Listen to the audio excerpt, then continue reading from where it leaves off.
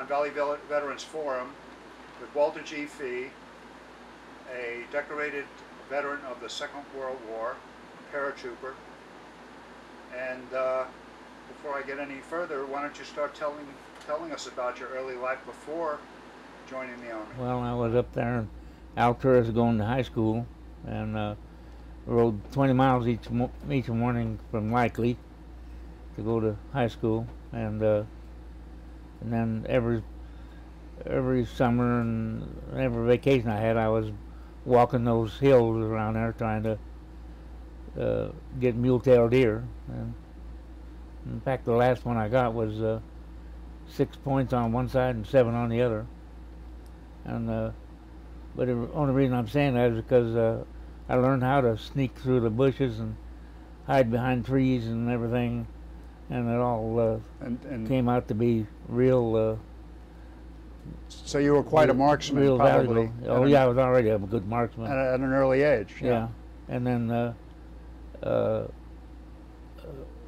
when I got over there, like in all them hills over there, learning how to sneak through woods turned out to be a real asset to me, because I knew how to get close to trees and everything, you know. I've seen a lot of guys get shot just going through openings when they could have been over against a tree, you know.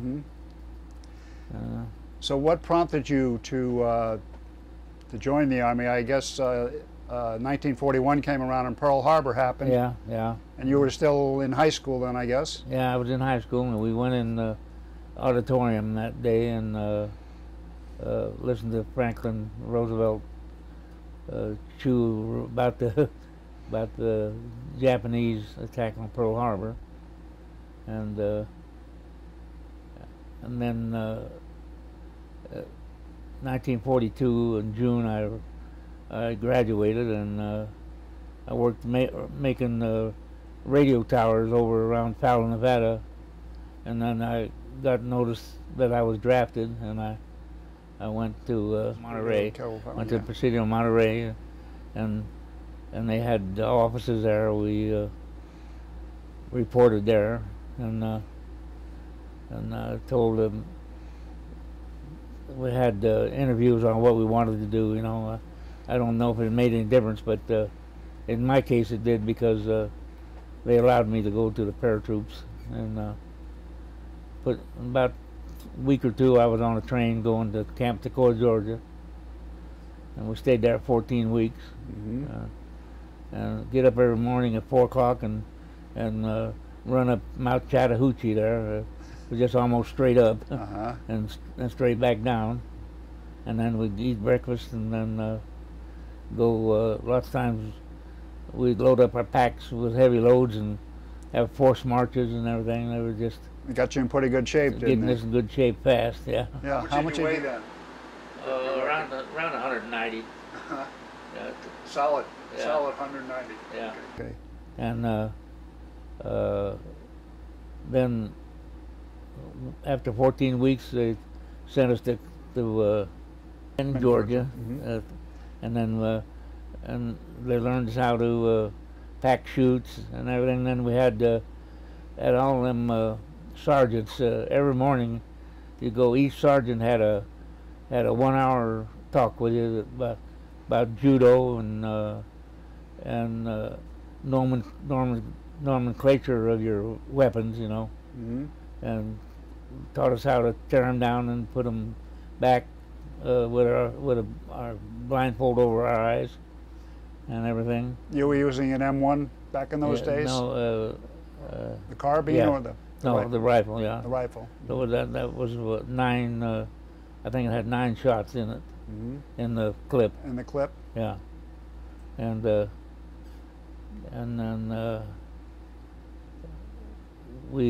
they'd take us over there and put us on them towers and pull us up 200 feet and turn us loose, so we could hit and learn to roll. You have to learn to bend your knees and roll when you hit to keep from getting all broken up.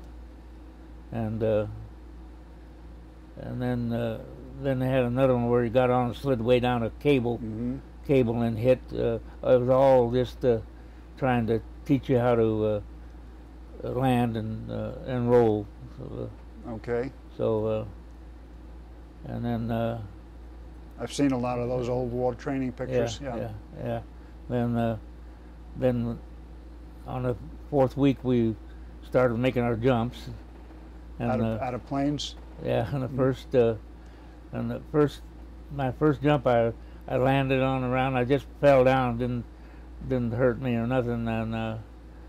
But I remember getting up, unlatching my chute and getting up, and my legs were just shaking and everything. I bet they were. And I seen this Jeep coming over there to get me. So by the time they got there, I straightened myself up so they didn't even notice that I'd been shaking. That you were nervous. That's the only time that ever happened. Really? First jump. I don't know. I got up, my legs just started shaking and everything. But that's the only time that happened. Okay. And then we made 5 jumps all together. Each day we'd go make a jump. We'd make a jump and then go in and repack our chute for the next day. You packed it yourself? Yeah, they had us packing our own chutes. Okay. To pack our own chute for the next day, and then we were able to go to the PX or whatever we wanted to do and drink beer. Okay. 3.2 beer it was. And so when did you actually ship over to Europe? Well, we went from Fort Benning. We went to Camp McCall, North Carolina, back to McCall, MACKALL. And I forget how long we spent there, but it was all training all the time, all night marches and everything. And then they jumped us in Tennessee. Kind of an escape and evasion. Yeah, teach you how to go by compass where you had to go. Orienteering. And so it took 3 days. We got to this little town. And you really did, literally did go over on a ship, did you not? Yeah, sure. We went to Newport News, Virginia. We got on Santa Maria, which was one of the ships from the Grace lines here on this coast. They had taken them all to the East Coast, and that's what they did. They just ferried soldiers, guys over to wherever they going to take them over there. And the one I was on was the Santa Maria, and I remember going through the Straits of Gibraltar at night, and here come them destroyers running up around us one night, and just blowing the sea up around us, and they thought there was a submarine in there trying to get us. Oh boy! But they didn't know you were friendly people. They didn't. Nothing ever happened as far as I know. They just blowed that ocean up all around us. Oh boy! And then we went on and up the coast of Italy to Naples, and we landed at Naples. And then they took us by trucks up to Rome, and then we went straight east on the highway. You've heard of Rome is a city of 7 hills, and that highway goes straight east. We went out there about 8 or 10 miles, and an olive orchard out there, and the Germans were over there on the hill from us. That's where the action started. Yeah, well, we didn't do any real fighting with them. All we really did there is dodge their artillery out of them hills. And then before we get to that, I'll talk about I was going Rome to the USO, and I had Big Bill Murphy, Sergeant Bill Murphy, and and Edward Diss and 2 other guys with me, and we got ready to leave, and noticed this phonograph sitting there with about 8 records in it, and so I just buttoned it up and put it under my combat jacket, and they all walked around me, and we went out and took the took the phonograph home with us. That's the same one that's sitting over your shoulder. Yeah, it's the same one right in the back of me. And we remember we had Andrews Sisters on most of those records. We was playing the Andrews Sisters all the time out in there. And the only activity we had there in that olive orchard was 2 or 3 times a day they'd shell. They knew we were out there, you know. They'd just shell different parts of that olive orchard, trying to hit some of us. Trying to hit you. And then we went out, like I say, went up the road a ways to Grosseto, and we're marching out. We're walking out. We weren't really marching. We're just walking out that road, all spread out, ready to go. And the Germans started shooting at us from the hill over there. They were up above you, shooting down on you. And so we just broke and went like this. The ones up there went like that around up on the hill, and we kind of went around the front of it. And old Bill Murphy was out in front of us, and he run down through there and got in back of a big old stump. I could still see that stump, and a big old stump, and he I don't know whatever made him do it, but he could have laid on his stomach and looked around the edge of the stump, but he didn't do it. For some reason, he raised up and looked over the top, and then I see his helmet fly off, and we all started running down there, firing our rifles. You know, we was just in a big line, and there was a bunch of brush the other side of that stump, 50, 60 yards the other side of the stump, and the Germans were down there in that brush, and we was all firing our rifles and running, and I ran up to that stump, and old Bill was laying there with a face down, and his helmet was off to one side with a big hole in the back of it, and looked, and Anderson, our first aid guy, got there about the same time, and I told him, I said, what's all them white streaks in the back of his head in that blood there? And he said, well, that's his brains. Oh boy. And so there I was, 19 years old, first day of 19, combat. and this was Sergeant Murphy? Yeah, Bill Murphy. Bill Murphy. Big Bill Murphy, yeah. Called him Big Bill Murphy. And then we went on down through the brush, and there were 3 of them laying in there in the brush, and then 4 more on the other side tried to get out, and they got shot. So there were 7 of them altogether we killed. Took care of the rest of those Germans. Yeah. And one of our machine gun guys named Fisher was, I guess they were taught, and we were taught, to hit people in the stomach, and when you don't kill them when you hit them in the stomach, and you tie up a whole bunch of rear echelon people. And so that's I think that's what that reason for that. Okay. And anyway, they came bringing old Fisher up, and he was 2 guys was bringing him. He was setting up, and they'd shot him across the stomach, and they brought him up to put him in the ambulance. Ambulance was pulled around to the back of the hill there where it was safe, and got him down to the ambulance, and tried to lay him down. He wouldn't lay down. He just kept setting up with his hands across his stomach, and we put him in the ambulance, and heck, about 3 months later, he came back. Well, he recovered. He recovered from it. Yeah, we fought him there for several days. Like that night, I was down at that ranch house, and I seen this big water tank there on a trailer, and I walked around the back of it, and it had Drinwasser, Wasscer on it, and I was amazed at how close to our drinking water. You know, that's what that was their drinking water. anyway, we kept messing around, fighting the Germans there for till it was just about dark. And I remember I laid down by this bush and went to sleep. And then early the next morning I raised up, you know, and the sergeant was hollering at us to get her up, and I get up and I walk around this bush, and right on the other side of the bush was a dead German laying there. I've been laying there behind him all night long, didn't even know it. Didn't know it. Artillery shell, we call them screaming memes, because they just go through the air and make such a squeal as they're coming.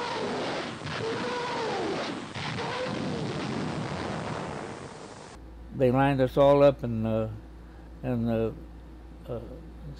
Major Bill Boyle and Captain Lachaise got in the front, and they led us down out through this woods, and we were not real for good, because you had to walk with your fingers in the belt of the guy in front of you, and they led us up through there, way up through there, and along just about dark we got there and attacked those screaming memes. There was a battery of them up there. I never will forget. I heard them. We had what you call a shake charge. You know, it's a kind of a bomb and with a magnet on it, and it sticks. You just put it up against metal and it blows straight forward. So they went out there and blowed up all four of those. They had four of them in a battery. Blowed up all four of those, and then the Germans attacked us. So we got we all dug our holes, and I was at one time I was firing my mortar 125 yards, which is straight up and straight down. Straight up and straight down. That was your position, as I recall, mortarman. Yeah, I was a mortar gunner. Yeah. No. And anyway, that night, got all five of my ammo bearers got wounded. Jeez. And I had my canteen full of water, and I set it up on top of my hole there, and scritched down in the hole, staying warm as I could. And see, there's 2 or 3 feet of snow everywhere up there, and put my canteen up on top there. And the next morning I got up looking for my canteen, and it was off to the side there a couple feet, and had a clean hole right straight through it, and none of the water was gone, because it was all froze. It was all gone. Yeah. And anyway, we had 30% casualties in that battle, and Captain Lachaise and Major Boyle both got machine gun across the chest, and but they made it all right, because when I came home from over in France, they were waiting at the top of the. We walked up these planks getting off the ship, and right at the top of where the planks was, while they were standing there waiting on us, greeting us.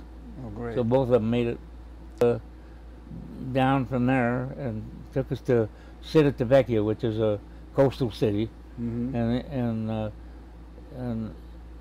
anyway, while we was up there, we used to hear these big old sound like a freight train going over us in the sky up there, you know.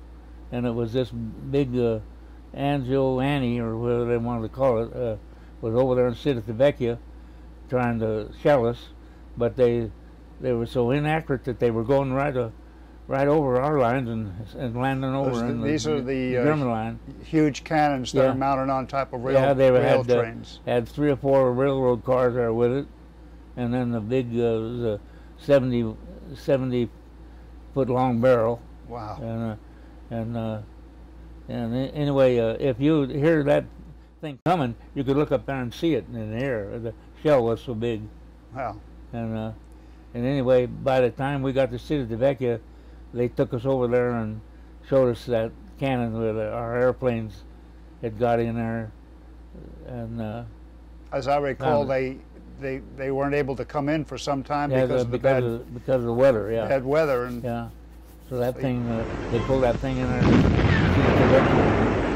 and was using it to help their men. And I don't know how many shots they. It seemed like several minutes between shots, so it must have been quite a deal to load that to thing. load it and, yeah. and fire it. But our planes Just finally blew it, dispatched of the the threat there. It was blowed up. There been 2 or 3 bombs hit right there amongst them railroad cars, and the big old gun was laying out like this on the ground. And anyway, we got all ready there, and about midnight they were loading us on planes, and 5 minutes to 5 the next morning, we were over southern France. You were making a night jump into enemy territory. Oh yeah, sure. Yeah. Which is really the only way to do it. Well, because it must have scared the hell out of you. You jump out in daytime, and you're gonna get machine gun before you get on the ground. But anyway, we get over there and on the coast of southern France, and the first thing that happened was had all of that ack coming, man. They were just blowing the sky up all around us and everything, and I'm sitting there, and I heard a big bang, and about 2 feet above my head, something came through there, made a big old hole. Well, you were out the door getting ready to. No, I was sitting in the seat. We were still just going across the edge of the beach there at southern France. And anyway, they were just filling the skies with ack, man. And anyway, that thing blew through right above a couple feet above my head, and went out the other side, come right straight through that plane, and both sides. Those planes, they were real. They had aluminum sides and everything. And anyway, then it was just blowing us, and that they'd explode, and your ship would go this way, and And anyway, then I noticed as we got off of the coast, the ack quit, and then I heard these noises out there, and I looked out the door. We had the door on the other side open, and see them ME-109s running around in there trying to shoot these planes down. Oh boy! And that's when I made the vow that I said, if you ever get out of this, you're never going to get in another plane. And so anyway, two great big ridges over here. They're about 40 or 50 miles between them, big mountain ridges, and they had to go around 2,000 feet to go over the ridge, and so they came up, go over this ridge, and then they were supposed to drop down to about 600 feet and jump us, and then pull up and go over the other ridge and get gone. Well, anyway, for some reason they decided not to do that. They just leveled off across them ridges there and let us jump out, and so instead of falling 600 feet, we had 2,000 feet. 2,000 feet in the dark. Yeah, and anyway, I looked down there, and it's all white, and I thought before that, whenever they had invaded Sicily, 2 plane loads had got jumped in the ocean, and they never even heard of them anymore. No. And anyway, I looked down, oh God, they've jumped us over the goddamn ocean. And so I had a thing on my chest here called a T5 pack, and you turn it about a quarter of a turn, and it unlatches all your straps, and you just keep your elbows down so the ones under your shoulder will hold you, and then just as you figure you're getting close to the water, while you throw your arms up, and your chute goes off to one side, and you fall straight down, and that way you got a chance. Yeah, but because if you jump with that chute on, you'd probably drown. If you fall in the water, that chute will come right down over you, right, just like a big blanket. And anyway, about the time I was all worried about that and everything, I just sat down. You were on terra firma. I was in between the rows of a grape vineyard, and they'd plowed it up, and I just sat down and lit so easily that I never even fell over. Oh, good for you. Yeah, and we supposed to hide our chutes, so there I was, just pulled that chute up and stuffed it under them grapevines, and old Bob Rock, I was hollering for Bob Rock, and he was up on the hill. See, ever there, all these real little sharp hills, then you got maybe 5 acres of flat ground, and they plant these grape vineyards in there. And so anyway, I was hollering, and he hollered back, says, "I'm okay, I'm coming down there." And he come down off of that hill, and the side of his face was all cut up where he hit a tree. And anyway, while we was hollering back and forth, I heard this whistling, zinging, and I looked up above me there, and there was them tracers going by, and some German over there with a machine gun was trying to shoot at us, But anyway, it was 30, 40 feet in the air. But anyway, you could bet we didn't do any more hollering after that. So anyway, that was a jump, and through this woods here, and it had a trail, and I looked up on the trail there, and there was a soldier laying there. So I went up to it, and it was one of our sergeants with a Sub Thompson and a sack full of clips and everything. So, he was dead? Yeah, sure, yeah. And then I in there, so I went up to it, and it was one of our sergeants with a Sub Thompson and a sack full of clips and everything. So I took my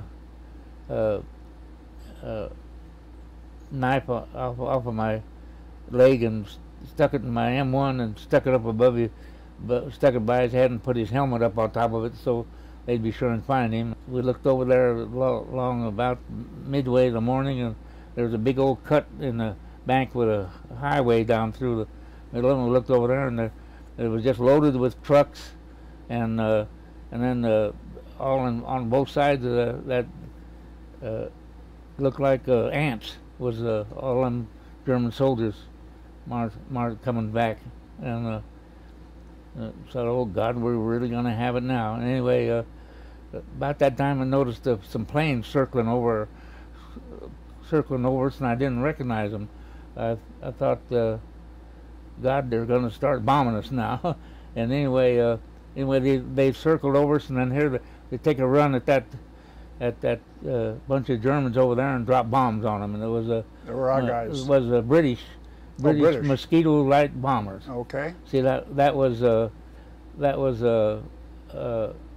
5,000 Americans and 5,000 British jumped, and after we had jumped, the 442 had come in on gliders in back of us, and they were sitting back there. There was them Nisi. That was a Japanese Americans. Right. And they had 4.2 mortars back there, and I guess they did all that noise, made all that racket with just 4 of them. Anyway, they could really fire them mortars, and they just come right up through that vineyard, killing them Germans, and they must have wiped them out because we didn't have anything to deal with, any attack from them. In the darkness, many paratroopers had dropped in the wrong place. Many gliders had missed their landing zones. The airborne force was scattered all across the French countryside. Small bands of paratroopers and glidermen came together and fought to survive the night. The glider pilots, their flying job over, were now infantrymen. They had an artillery piece called a 170, and they were firing that thing, and the minute it'd go off, it'd hit on this hill in back of us, And anyway, I'm laying down, and I had a slit trench. Sometimes we just dig a hole you could stand in, and then the rest of the time you just dig a long slit trench about 2 or 3 feet deep, so you could lay down in it. And anyway, I jumped down in that when the shelling. And anyway, I heard this when the shrapnel gets about out at the end of it run, why it just makes the darndest noise ever. It's just barely flipping through the air. But anyway, I'm laying there like that, and boom, right on my chest, it burned a big old hurting. And I remember I'm opening my coat and my hands were shaking. I reached in, and I was sure my chest was all tore up. And anyway, all it was just bruise. I had a big old bruise there for, but that and it was hot, and it felt like it was burning through my coat. And anyway, that's about as close as I ever came to getting hurt real bad. I was there by this house, and down over there about half a mile or so was a creek with a road up the other side of it, some houses up in there. Look over there, and there's a caravan of German trucks going up through there, you know, real slow leaving. So I set my mortar up there by this little house, and was firing, trying to hit them trucks, and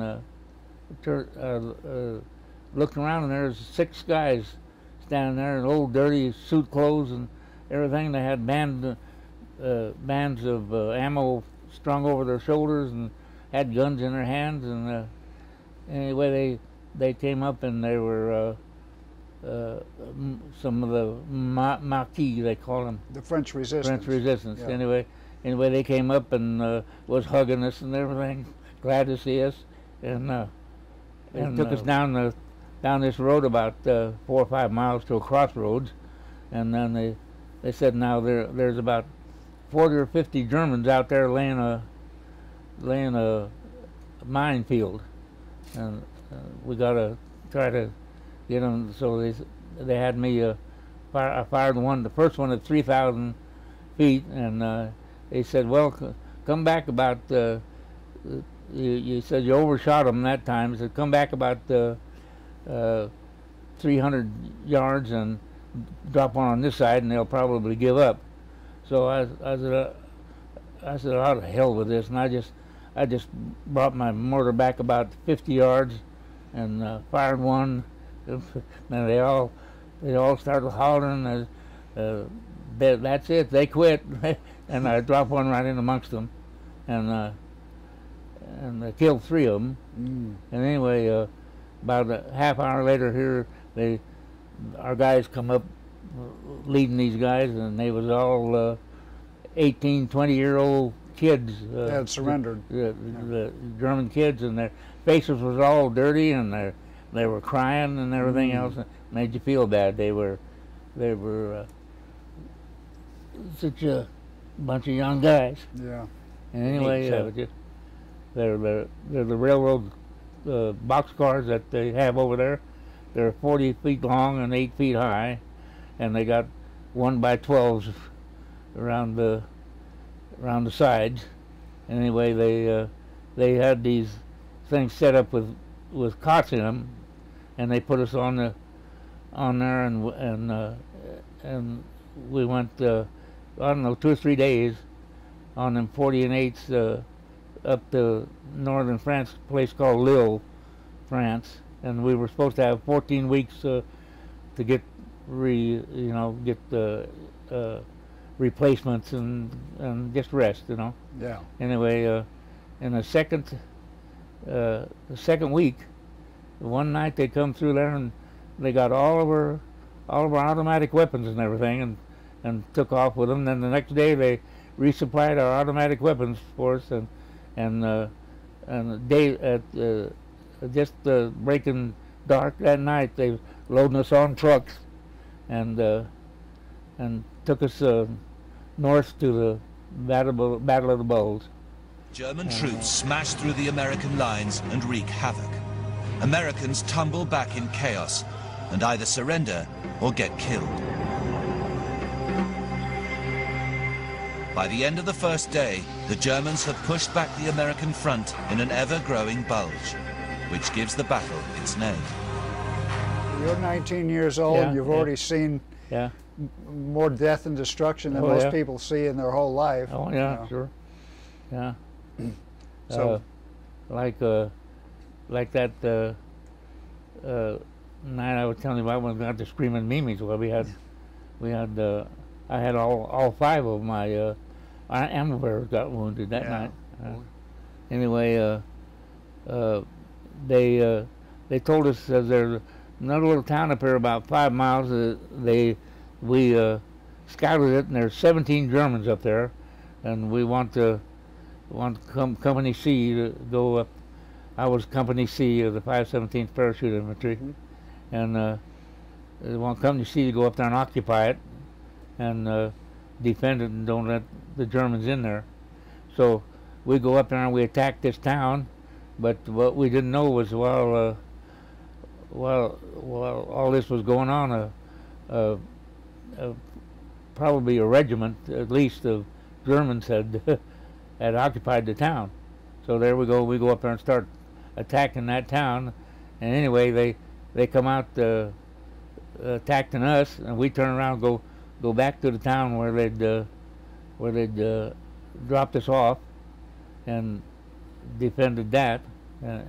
Anyway, we ended up surrounded at that town for I think it was 9 days. We were surrounded there. surrounded by Germans Yeah. for 9 days. Yeah. Anyway. What were you thinking? Oh, well, Am I ever don't going to think get that- out of here? Yeah, you don't think too much, really. The little town was a straight street with a row of houses on each side. That's the way a lot of those little farming towns was. And then on the other side of the street from where I was at was a long field full of these hedgerows. You know, they got hedgerows about 30 feet apart, and then in between that to put alfalfa or whatever they wanted to grow. And anyway, about the second or third day we was there, why the Germans come down them hedgerows, attacked them from that side of the town. And anyway, I was inside of a house on the other side of the street there, and we had a machine gunner up in the top of a second-story house over there, firing up the Germans coming down the hill. And anyway, standing there watching, here come this German around the side of the building, little house there, coming around a little house, sneaking up, and he turned around, and just as he raises his gun to shoot our machine gunner there, why I turned loose with a carbine, and then 2 or 3 of the other guys all turned loose. Don't know who hit him, but anyway, he just raised his gun like that, and then he just come over like that, right down, and the machine gunner, a couple of the guys run over there to make sure that guy was dead, and the machine gunner turned around, looked down there, and then looked it over and he waved at us like that, and turned around and started shooting the machine gun again. Didn't even bother. So rigging up my mortar, getting ready to fire back at those guys following us, and I heard this whizzing again in the air, you know. And when I turned around, looked, and there was 5 Tiger tanks had come out. There was a great big gorge with water running down through it, and a flat field out on the other side, and there was 5 Tiger tanks coming out across there, and one of them was they'd seen us and was firing. We was setting that mortar up, and they was firing, and I guess every 5th one was a tracer. Anyway, you look up there and see them things going by, you know, and so by the time they realized what they were doing, we wasn't there no more. We were gone. But we looked up, and here come these P-38s. You know what a P-38 is? Yeah, the double. And they bombed down on those tanks, and they hit one of them pretty close. Turned it over, and a bunch of metal and everything around. Anyway, the other 4 turned and left. They turned right back in the woods over there. So So anyway, we were there, and old Bob Rock got wounded, and we put him on an ambulance, and left. And then about an hour later, we get a radio back from him that don't do anything. Said you guys are surrounded. So we had to go through German lines to get out, and we didn't have any guns on the ambulance, so they let us through. That everybody was hurt on an ambulance, so they let us through. But you guys are surrounded, so just be careful, huh, over there. And and then we about the second or third day after we killed that guy, the Germans tried down through that field again from up on that hill, and our Lieutenant Allingham goes out there with a bunch of the boys to try to stop them from coming down that hill, and he's going up alongside of this hedgerow, and the German was on the other side and shot him, and then he reaches through there and got the pin on his phosphorus hand grenade and pulled it.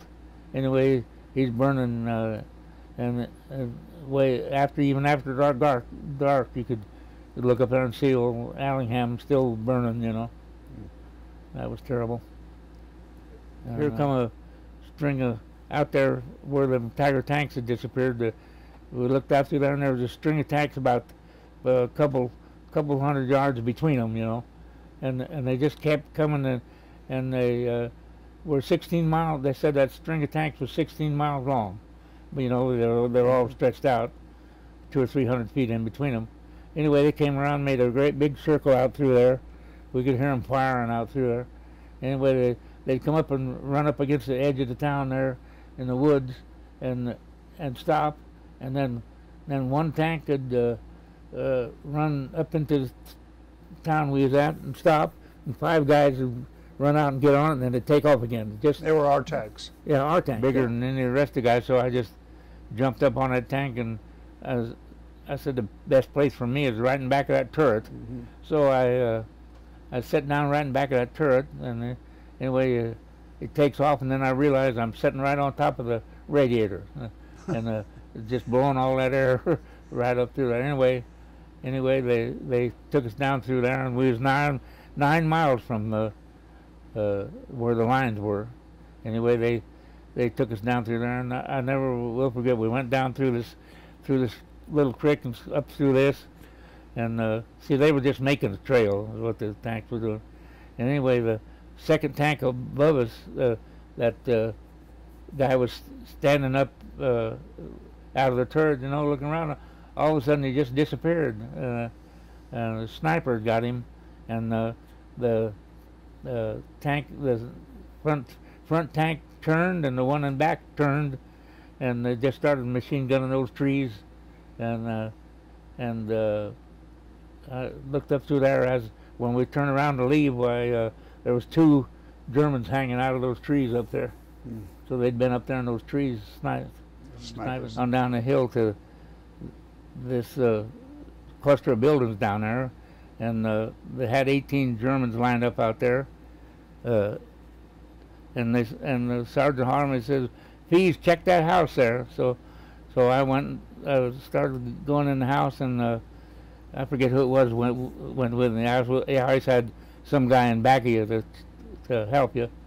Anyway, I go in there, and there's coffee boiling on the stove, and steaks frying, and I opened the door to the garage, and there's a big old cow or steer or something hanging there where they killed it and made themselves some food. Anyway, I went down and had a cellar there, and I went down the cellar, and there was all these mattresses stretched out down there, 5 or 6 of them, and I go looking under those pillows, and I found 6 P-38s in there, you know, with holsters and everything. So I gathered all them things up and come out of there with them. I was always looking for a Luger, and I couldn't find a Luger, and the kid that was with me, he said, "Did you get them all?" And I said, "I don't know. You can look if you want to." I'm danged if he didn't come up out of there with a Luger. Wow. And I had the P-38. Now, where was this, Walter? That was in Belgium there. In Belgium, okay. Yeah. And there was a hill over here, and Wilkins was standing up there on that hill looking for Germans, and they shelled us a little bit, and he got hit by a shrapnel and right in the rear, right in his rear, and he come down out there, and they had him laying there, wiping up the blood and everything, and the medic told Wilkins, said, "Well, we're going to get you out of here. We're going to send you to London, to the hospital in London, and everything will be fine." We was all kidding Wilkins about how easy it was to get out of there, and you got to go to London and everything, and anyway, about a month later, we found out that Wilkins had got back in London, got in the hospital. One of those V1s had come over and dropped and hit the ward he was in and killed him. Buzzbomb. And that just goes to show if your number is on the board, you're gonna get it. And You returned to safety eventually. yeah. How was your passage home made? Oh, we went to WWII, France, and stayed there. So I don't know, a month or so, and then we got on USS Oneida Victory at Le Havre. WWII's back in 20-30 miles in, and then Le Havre, France is there, the harbor, and we loaded up there. And we was going to come home, get a 30-day furlough, and then we were going to go to out on the coast of Okinawa or somewhere and get ready to invade Japan. So anyway, for the second night out, news comes over the radio that Hiroshima had been hit by the bomb, and then the next night, about the same time, it came in Nagasaki. It got blown up, and the war was over. So anyway, we came. August of 1945. Yeah. Well, we went to. Never will forget. I remember coming up through there, and you could see Statue of Liberty over here. Anyway, they pulled us up a Oneida Victory and walked across these planks. We got up at the top of it, and there's old Captain Lachaise and Major Boyle standing there greeting us. Anyway, it was our company had 131 guys in it, and it was me and 11 others of the original. It was all together when we came back. That's all there was of us. It was me and 11 others, and about 40 others. 40 or 50 others had come back to the United States and got healed, and were ready to go. But anyway. Captain Lachaise says, "Steve, I want to tell you something before you go in there." Says, "You're going to be served by German POWs." Says, and the war's over for them, and it's over for you. Says, don't do anything. So I guess you're afraid I was going to hit him or something, Anyway. I go in there and sit down, and they bring me some steaks and everything, and the guy next to me jabbed me like this and said, "Look like." I looked him back at me about 20 feet and back up against the wall was an MP standing there watching. So I guess they probably figured we were going to jump those. They were all cleaned up, them POWs, clean clothes and everything, and staying there being taken care of.